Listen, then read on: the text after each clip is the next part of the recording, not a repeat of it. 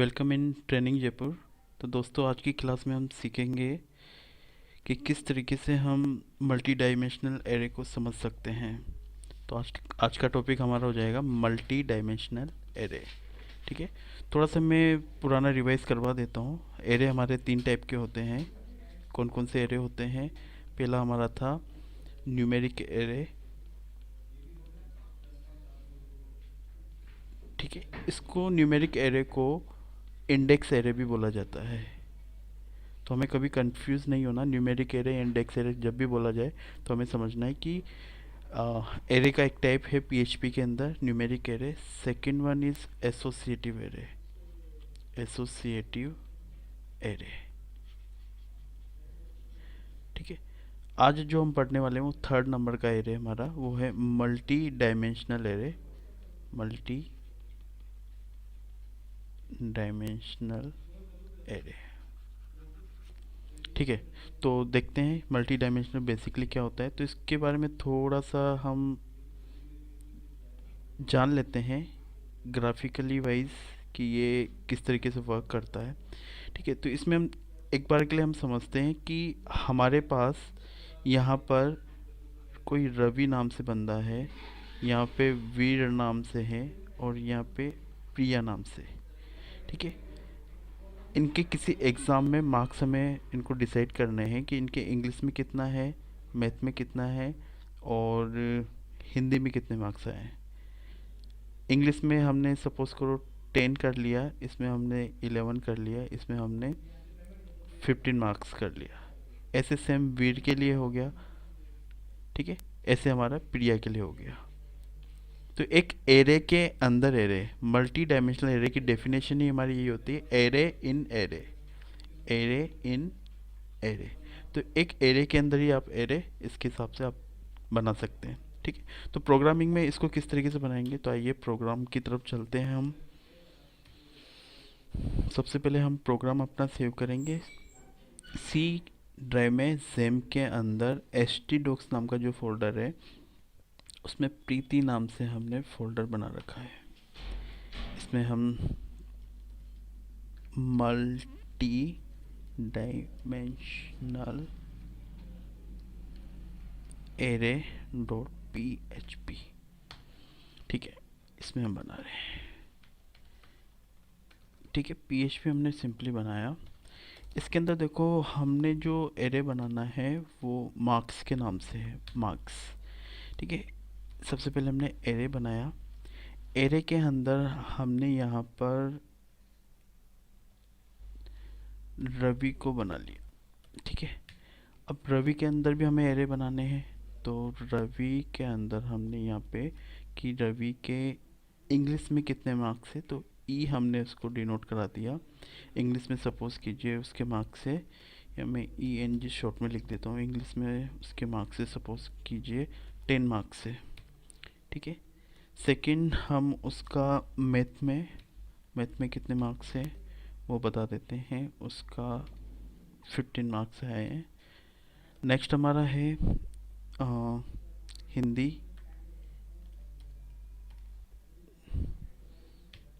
इसके अंदर हमने सपोज करो 12 मार्क्स उसमें यूज़ कर लिया। ये जो हमारा एरे चल रहा है ये हमारा बिगनिंग वाला एरे का क्लोजिंग ब्रैकेट है। ठीक है। ये हमारा इसका कंप्लीट हुआ है, किसका, रवि का कंप्लीट हुआ है, उसका ब्रैकेट है। यहाँ से हम इसको कोमा लगा के नेक्स्ट पे चले जाएंगे, या फिर इसी को एक बार के लिए फिर से कॉपी पेस्ट कर लेंगे हम। रवि के बाद हमने सपोज करो वीर यूज़ कर लिया। वीर के मार्क्स में हमने थोड़ा सा चेंज कर लेते हैं। इसके 13 है, यहाँ पर इसके 14 मार्क्स है और यहाँ पर 15 मार्क्स है। ठीक है। नेक्स्ट नेक्स्ट हम यूज़ कर लेते हैं, सपोज करो इसको मैं थोड़ा सा और अच्छे से देखने में सही लगेगा हमें। ये हमने एरे बनाए, ब्रैकेट यहाँ पे क्लोज है हमारा।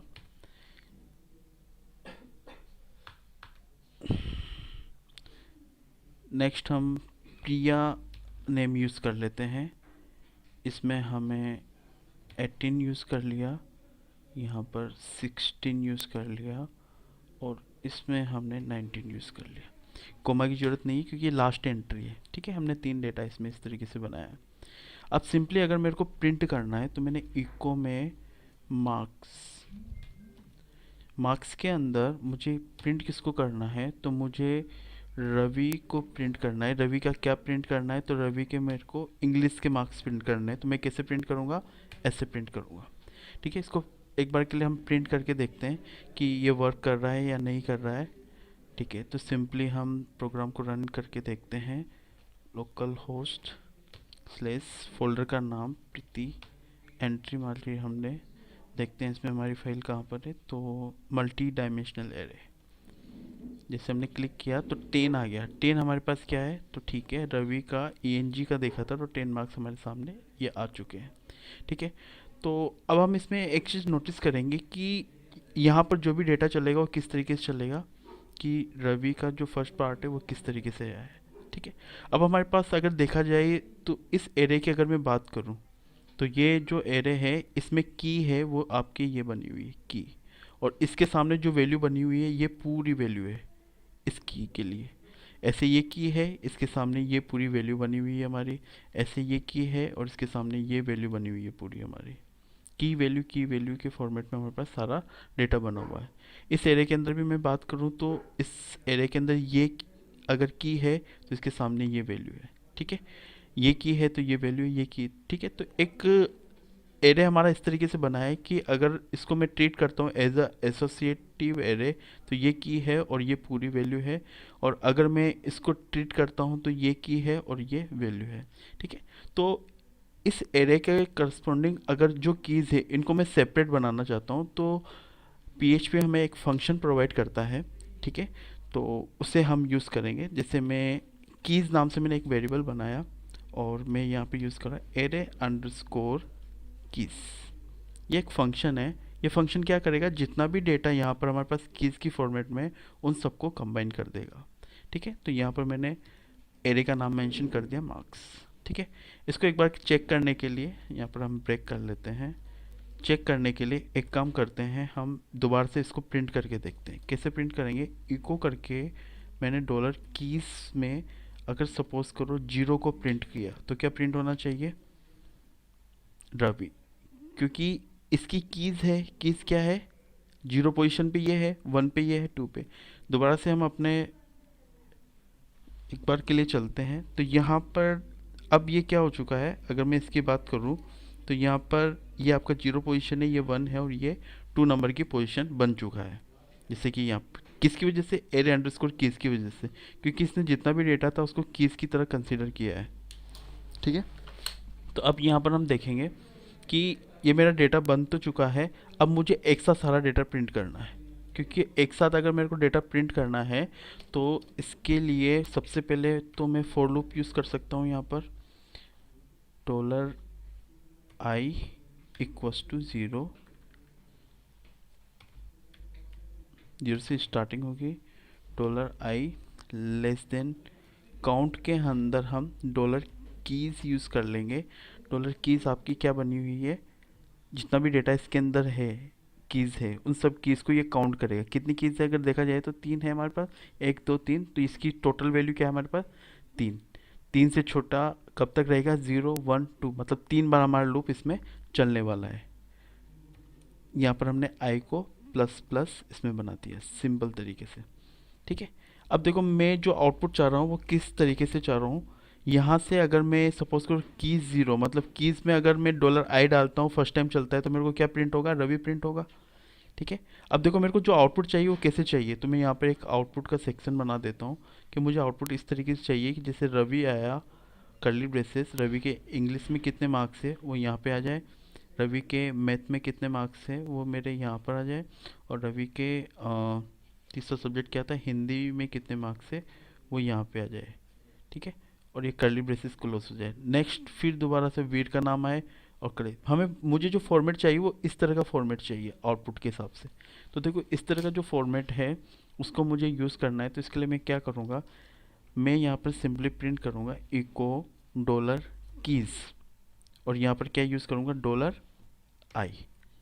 फिलहाल हमारे $i की वैल्यू क्या है यहाँ पर, ठीक है, तो फिलहाल हमारे डॉलर आई की वैल्यू अगर मैं बात करूँ तो ज़ीरो है, तो इससे में हमारा सिंपल सी बात है, यहाँ से रवि प्रिंट होगा। डॉलर आई की वैल्यू क्या है, ज़ीरो। ठीक है, अब देखो मैंने यहाँ पर एक सिंबल बनाया है कि रवि के बाद में ब्रेक होना चाहिए। ठीक है, तो ब्रेक कैसे होता है हमारा, बी आर से, यहाँ से ब्रेक लगा दिया। ब्रेक होने के बाद देखो कर्ली ब्रेसेस आना चाहिए, तो यहाँ पर जस्ट इसके अंदर हम कर्ली ब्रेसेस यूज़ कर लेंगे। कर्ली ब्रेसेस के बाद में फिर से ब्रेक होना चाहिए, फिर से हमने यहाँ पर ब्रेक लगाया। आई थिंक इजी वे में समझ में आ गया कि हमें यहाँ पर किस तरीके से ये चीज़ें यूज़ की है। रवि उस ब्रेक किया, फिर कर्ली ब्रेस उसमें भी ब्रेक किया, इस तरीके से हमने बना दिया। ठीक है, आगे चलते हैं, आगे चलते हैं हम इसमें। इसके अंदर हम यूज़ करेंगे सिंपली कि अब मुझे जो डेटा प्रिंट करना है वो प्रिंट करना है इंग्लिश मैथ। ठीक है, कैसे प्रिंट होगा, अब ये जो डेटा है ये प्रिंट करना है। इसके करस्पॉन्डिंग अगर हम वेरिएबल सोचें तो हमारे पास ये वेरिएबल है, क्योंकि अगर मैं इसके पूरे के करस्पॉन्डिंग बात करूँ तो ये मेरे पास एक मेन एरे है। ठीक है, अब मेरे को डेटा प्रिंट करना है, ये की है और ये वैल्यू, और ये किसके करस्पॉन्डिंग बना हुआ है, इसके करस्पॉन्डिंग बना हुआ है। तो मैं इसके अकॉर्डिंग इसकी की और वैल्यू को मेरे को फेच करना है, तो मैं इसी के अंदर यूज़ करूँगा फॉर ईच लूप। ठीक है, फॉर ईच लूप का काम क्या होता है कि ये आपकी की वैल्यू को प्रिंट कराने का काम करता है। की और वैल्यू को ये यहाँ पर एज अ वेरिएबल डिनोट करता है। तो सबसे पहले मेरे को यहाँ पर वेरिएबल बनाना पड़ेगा। वेरिएबल कौन सा है मेरा, ये। अब मैं इसको डायरेक्टली तो बना नहीं सकता क्योंकि रवि भी है, वीर भी है, प्रिया भी है। तो इसको बनाने का तरीका क्या है तो वो देखते हैं हम। तो मैंने यहाँ पर लिखा मार्क्स, मार्क्स के अंदर मैंने यहाँ पर यूज़ किया डॉलर कीज़, डॉलर कीज़ के अंदर मैंने डॉलर आई। अब ध्यान से देखेंगे इसको, डॉलर आई अगर फर्स्ट टाइम के लिए चल रहा है जीरो के लिए, तो यहाँ पर इससे क्या आ जाएगा हमारे पास, रवि, जीरो रवि पे है और ये मार्क्स रवि, मतलब इसके अंदर की वैल्यू को हम फेच कर सकते हैं। ठीक है, तो यहीं पर हमने इसको एज यूज़ किया, और डॉलर के जितनी भी इसके अंदर कीज़ है वो इस के अंदर चली जाएगी, और डॉलर वी जितनी भी उनके सामने वैल्यूज़ है वो डॉलर वी के अंदर चली जाएगी। सिंपली हम इसको प्रिंट कर सकते हैं। कैसे प्रिंट करेंगे, डॉलर के डॉट इक्वल टू लगा दिया और डॉलर वी, और इसको हर बार ब्रेक हो जाए ऑटोमेटिकली, उसके लिए हमने ये यूज़ कर लिया। ठीक है, अब इको करके हमने इसको कर्ली ब्रेसेस और इस तरीके से हमने इसको यूज़ कर लिया। अब हम आगे देखते हैं कि हमारा यहाँ पे कर्ली ब्रेसेस क्लोज भी हो रहा है। ठीक है, पूरा बनने के बाद में। ठीक है, तो यहाँ पर कर्ली ब्रेसेस क्लोज करने के लिए फिर से इको लगाना है हमें। ठीक है, इको लगाना है, और देखो यहाँ पर क्या आ रहा है, कर्ली ब्रेसेस क्लोज का सिंबल आ रहा है। तो मैं यहाँ पर क्या करूँगा, कर्ली ब्रेसेस क्लोज का सिंबल, और फिर से ब्रेक, क्योंकि अगला जो डेटा एंट्री होगा यहाँ पर इस तरीके से होगा। ठीक है, थोड़ा सा हमें डिफ़िकल्ट लग रहा होगा, पर एक बार के लिए हम खुद से प्रैक्टिकल इसको करेंगे इस कॉन्सेप्ट को समझते हुए, तो हमारे लिए बहुत इजी हो जाएगा। ठीक है, अब देखो मैं यहाँ पर इसको प्रिंट करता हूँ, तो देखो मेरे सामने क्या आ गया, यहाँ पर रवि कर्ली ब्रेसेस और रवि के हिसाब से वो डेटा प्रिंट हो गया। नेक्स्ट वीर, वीर के हिसाब से उसका डेटा प्रिंट हो गया। प्रिया, उसके हिसाब से उसका डेटा प्रिंट हो गया। एक तरीका और भी है जिसके बिहाफ पर हम कंप्यूटर के अंदर मेमोरी में देख सकते हैं कि ये मेमोरी में किस तरीके से डेटा को बता रहा है। हमारा एरे का नाम क्या है, मार्क्स के नाम से है, तो देखो उस तरीके से भी आप कर सकते हो। इसके लिए आपको प्री टैग यूज़ करना पड़ेगा। ठीक है, और इसके अंदर एक फंक्शन होता है पीएचपी के अंदर, प्रिंट अंडरस्कोर आर। ये क्या करता है, किसी भी एरे के डेटा को लूप के थ्रू जो प्रिंट किया जाता है, ये उसको आप डायरेक्टली प्रिंट कर सकते हैं। डॉलर मार्क्स आपने इसमें यूज़ कर लिया, और इको में जो हमारा प्री बना हुआ है उसको हम क्लोज भी कर लेते हैं। ये प्री को हमने क्लोज भी कर लिया, सेव किया, रन किया। अब देखो इसको यूज़ करते हैं। देखो यहाँ पर आपको इसका स्ट्रक्चर पता चल गया होगा पूरा, कि आपका एरे, एरे में रवि है, रवि भी एक एरे की तरह है, उसके इंग्लिश में ये मार्क्स है, हिंदी में ये वीर भी है, प्रिया भी है, सभी का हम इस तरीके से देख सकते हैं। तो ये हमारा हुआ आज का मल्टी डायमेंशनल एरे। ठीक है, तो दोस्तों आगे के वीडियो देखने के लिए इसी तरीके से लाइक्स और सब्सक्राइब करते रहिए। इसमें आपको कंप्लीट पीएचपी सॉल्यूशन मिल जाएगा। Thank you so much for watching this video.